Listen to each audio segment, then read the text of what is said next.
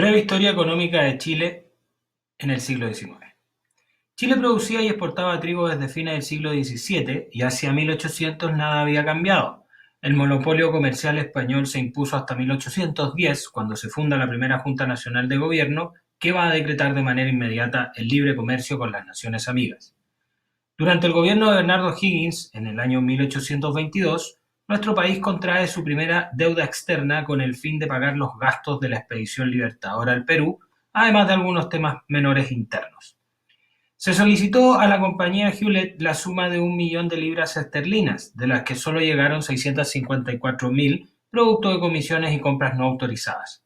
Esta deuda se arrastrará por 20 años sin pagos, lo que se va a traducir en un total a pagar de 1.690.000 libras más intereses durante el gobierno del presidente Bulnes. En 1824, durante el gobierno de Ramón Freire, Diego José Benavente, amigo personal de Diego Portales, le adjudica a Portales y Sea Compañía el estanco del tabaco, el licor, el té y los naipes. A cambio de esto, la compañía debía pagar con sus ganancias las cuotas de la deuda externa chilena. Eso nunca aconteció. Portales se declara en quiebra. Hacia 1832, con los conservadores en el poder, Juan Godoy descubre el mineral de plata de Chañarcillo en las cercanías de Copiapó. Entre 1848 y 1856, este mineral representará el 74% del total de las exportaciones mineras del país. Pero volvamos a la década del 30. Manuel Rengifo había sido nombrado ministro de Hacienda por Prieto. Como ministro se encargó de reorganizar la economía, modificando los impuestos, crea los almacenes francos de Valparaíso en 1834, la ley de aduanas, también del mismo año, desarrolla la ley de cabotaje en 1835 para fomentar la Marina Mercante Nacional, y además fomenta el desarrollo del país mediante la exención de impuestos a las importaciones de maquinaria, herramientas, también los libros y artículos de imprenta, entre otros. Hacia 1838, William Wheelwright se va a beneficiar del monopolio de la navegación entre Valparaíso y el Callao. Funda para ello la Compañía de Navegación a Vapor del Pacífico, adquiriendo 2 barcos en Inglaterra. El mismo año se funda la Sociedad Chilena de Agricultura. En el 40, Wheelwright comienza la explotación de carbón en Lirquén para abastecer de combustible tanto a sus barcos como cualquier máquina a vapor que lo requiera. A fines de la década comenzarán las explotaciones en Lota, minas que luego adquiere la familia Cousiño, quienes también invirtieron en el trigo durante la fiebre del oro en Estados Unidos y Australia, que permitirán un aumento en la producción y por lo tanto en las ganancias. Luego esta producción va a redireccionarse hacia Brasil, Perú y Argentina. En el 1842 se funda el Parque de la Quinta Normal por parte de la Sociedad Chilena de Agricultura, o influenciado principalmente. Mismo año en el que se repacta la deuda externa luego de más de 15 cuotas impagas. Durante la década del 40 se siguió explotando trigo y hacia el 48 Chañarcillo comenzó a dar los mejores frutos, como lo mencionamos antes. Así como el trigo fue el principal producto durante la primera mitad del siglo, la minería lo será durante la segunda mitad.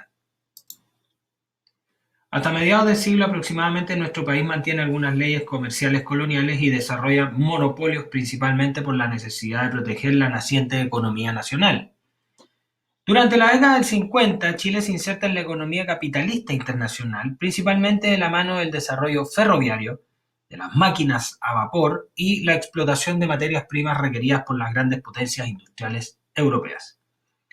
Durante 100 años aproximadamente nuestra economía dependerá fuertemente de los ingleses, pero es hacia las últimas décadas del siglo XIX cuando nuestra economía está totalmente europeizada. En el año 51 se funda el primer ferrocarril de Chile, entre Copiapó y Caldera, encargado de transportar el mineral de plata desde Chañarcillo para su exportación. Siguiendo la misma línea, el año 52, José Tomás Urmeneta descubre el yacimiento de cobre de Tamaya en las cercanías de Ovalle. Este mineral llevará a Chile a ser uno de los principales productores a nivel mundial en la década del 60. Urmeneta además trae técnicos europeos e instala las fundiciones de Guayacán y Tongoy. El año 1855 se funda el Banco de Valparaíso y el 59 el Banco de Chile, Con ellos, en el año 60, viene la primera ley de bancos de nuestro país. Esta ley dejó en manos de los propios bancos privados la emisión del dinero. A partir del año 61 comienza la ocupación militar de la Araucanía, llamada por el Estado de Chile como la pacificación de la Araucanía.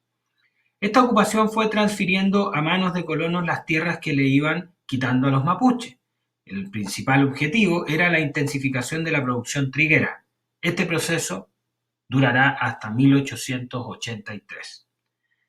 El año 63 se inaugura el ferrocarril de Valparaíso a Santiago, que fue iniciado por Wheelwright, pero lo terminó Henry Meigs después de varios problemas e inconvenientes.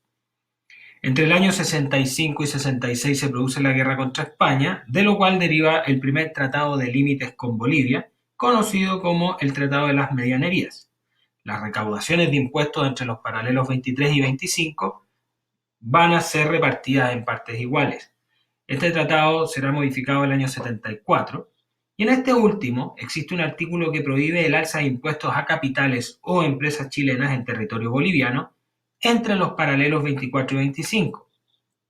La violación de este va a ser el año 78 el motivo que detonará la guerra.